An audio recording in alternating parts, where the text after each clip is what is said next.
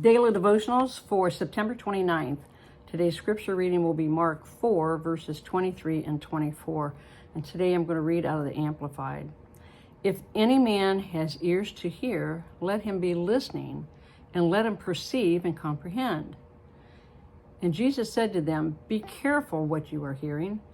The measure of thought and study you give to the truth you hear, that's really important, will be the measure of virtue and knowledge that comes back to you, and more besides will be given to you who hear. It's really important. I remember seeing a billboard a long time ago. It's like, first we hear and then we listen. And that is so true because, we hear a sound.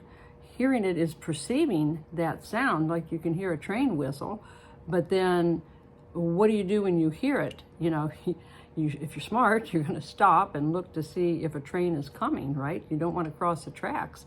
Like a baby cries, you hear that sound, but then you listen and it's taking an action. What does that cry mean? Does it need a diaper change? Is it hungry? Just need to be picked up? Is he just spoiled? But, the listening part, it needs an action takes place after that. So the Lord is saying here, we need to be careful what we are listening to, okay? Because the measure of thought and study that you give to the truth you hear. Now, not everything we hear is truth. There's a lot of gossip and backbiting, complaining, all that kind of stuff that takes place. And are we listening to that?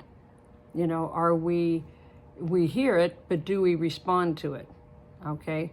So we need to be careful of what we're hearing, and then what do we do with it? If it's gossip and this can really breed a lot of confusion and discord. So be careful what you are hearing. It's the truth that you hear. That's key, because not everything you hear is truth. Turn away from the negative stuff, okay? And don't repeat that which is negative. That's a trick of the enemy, to always get you into agreement with somebody else who's speaking negative about someone else. Okay? Don't fall into that trap of the enemy. All right? Okay. Till next time, be blessed.